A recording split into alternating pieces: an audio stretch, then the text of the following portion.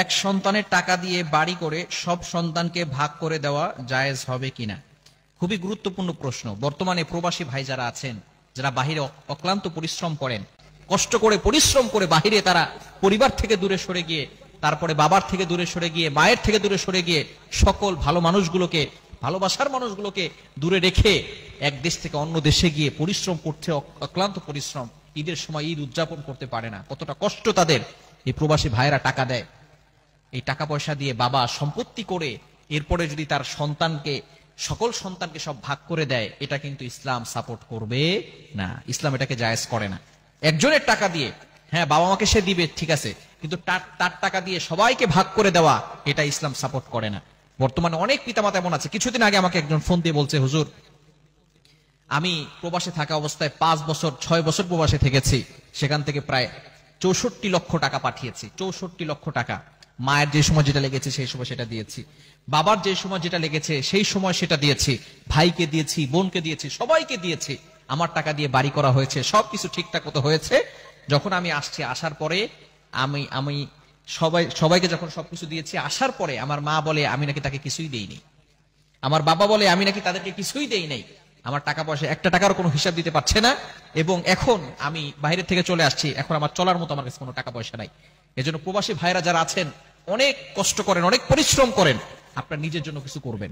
অবশ্যই আপনার নিজের জন্য কিছু করবেন। অবশ্যই বাবা মাকে দিবেন, মাকে দিবেন, বাবাকে দিবেন, আপনার ভাইকে দিবেন, আপনার বোনকে দিবেন। আপনার টাকা আপনি ইনকাম করছেন, আপনার পরিশ্রমের টাকা আপনি সবাইকে দিবেন, কোনো সমস্যা নাই। তবে আপনি নিজের জন্য কিছু করবেন, কারণ টাকা পয়সা না থাকলে কিন্তু আপনি কঠিন বিপদে পড়ে যাবেন। টাকা পয়সা না থাকলে আপনাকে কেউ পাত্তা দিবে না। বর্তমানে একটা কথা আছে, টাকা পয়সা না থাকলে ছেলেমেয়েরাও আব্বা বলে ডাকে না। হ্যাঁ, আমাদের আশেপাশে কিছু বাচ্চারা বলে আর কি, যে টাকা পয়সা না থাকলে কি করে না, ছেলেমেয়েরাও বাবা বলে ডাকে না। তো টাকা পয়সার দরকার আছে। আপনি অসুস্থ হয়ে পড়বেন, লক্ষ টাকার দরকার, 1 লক্ষ 2 লক্ষ টাকা লাগবে আপনার চিকিৎসার জন্য, তখন আপনার কাছে কেউ আসবে না টাকা দিতে। এজন্য আপনার নিজেরও কিছু দরকার আছে, নিজের কিছু প্রয়োজন আছে। আপনি আপনার বউকেও বিশ্বাস করবেন না, আপনার বাবা মাকেও সম্পূর্ণ টাকা দিয়ে দিবেন না। হ্যাঁ, বাবা মাকে দিবেন, তবে সম্পূর্ণ টাকা নয়। অনেক প্রবাসী ভাইরা আছেন, বউকে সব টাকা দিয়ে দিছে, সব টাকা বউর অ্যাকাউন্টে পাঠাইছে, বউ আরেকজনকে নিয়ে ভাগালপুর। আছে না নাই? খবরদার, এরকম করবেন না। আপনি নিজের জন্য করবেন। আপনি পরিশ্রম করছেন, সবাইকে দিবেন ঠিক আছে, বাবা মাকে দিবেন, যথেষ্ট পরিমাণ দিবেন, যা লাগবে তাই দিবেন, কিন্তু আপনার নিজের জন্য কিছু করে রাখবেন, যাতে করে আপনি বিপদে পড়লে আপনি আপনার টাকা দিয়ে বিপদ থেকে উঠে আসতে পারেন। এজন্য প্রবাসী ভাইরা যারা আছেন, তাদের কষ্টটা একটু বুঝবেন, তাদের কথাগুলো একটু চিন্তা করবেন। যারা আমরা দেশে আছি, আমরা মনে করি তারা তো টাকার মেশিন হয়ে গিয়েছে, তারা টাকা পাঠাচ্ছে, আমরা সেই টাকা দিয়ে এনজয় করছি, আমরা সেই টাকা দিয়ে মাস্তি করছি, কিন্তু তারা অক্লান্ত পরিশ্রম করছে।